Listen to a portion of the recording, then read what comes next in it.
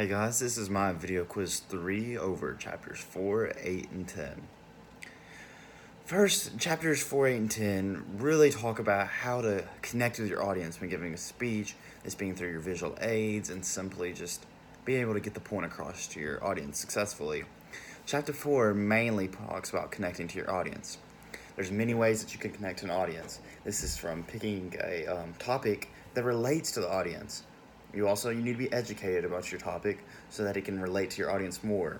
You also have to take into account that there's potentially someone in the audience that could know your topic more than you do.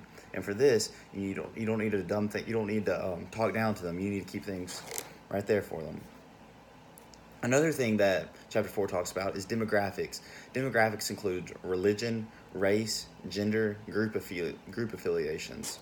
These are basically certain groups are going to react to stuff differently.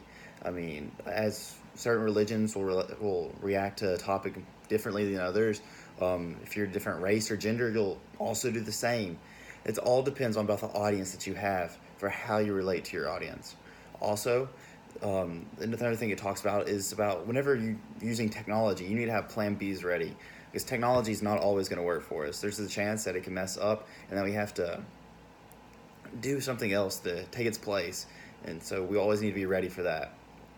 Chapter 8 talks about special occasions, like speeches that we have to give. These are something that you're excited for, something that you're excited to give. These can range from anything that are such as eulogies, a graduation commencement speech. This could be a wedding speech. This could be a range of anything. This is stuff that you look forward to. Also, during these, you can crack jokes if you're a funny guy. If you're not funny, don't use jokes, as that is not the best thing to do. Myself personally, I do not find myself to be a funny guy, so I would not use these jokes. I would just simply let it go, and I would try to make it the most enjoyable as possible for everybody in the audience. Another thing about whenever you're doing a special occasion speech is keep it brief. Whenever you're doing a brief, you're not the main speaker there. You need to keep it short. Whenever you keep it short, that allows things to keep going so that everybody else can get their turns to speak. Ultimately, whenever I get older and get farther into my life, I hope to be able to do these special occasion speeches, and it's something that I really look forward to do, as it is an important part of life that's to do. Chapter 10 mainly talks about the use of visual aids. Visual aids are something that can be vital to your presentation. These can be something as simple as a PowerPoint, something to a drawing. It can be anything. As long as it can help you better, as long as it can better help you to get your topic across, then it'll be good. And if it can increase your credibility, even better.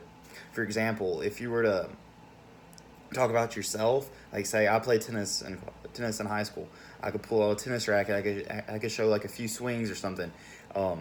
Also, like another example is like if I'm up there giving a presentation, I could use a PowerPoint so that I could follow through and I could be able to be more credible with that.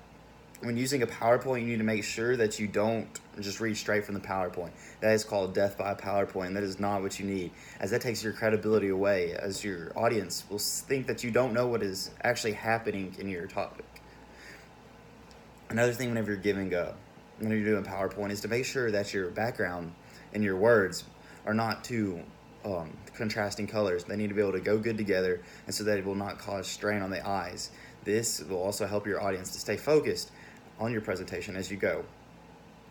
Ultimately, chapters 4, 8, and 10 are all about just helping us to be able to keep our audience engaged and be able to have them truly be able to believe what we're saying and make us more credible for our speeches. Thank you for listening to my video quiz 3.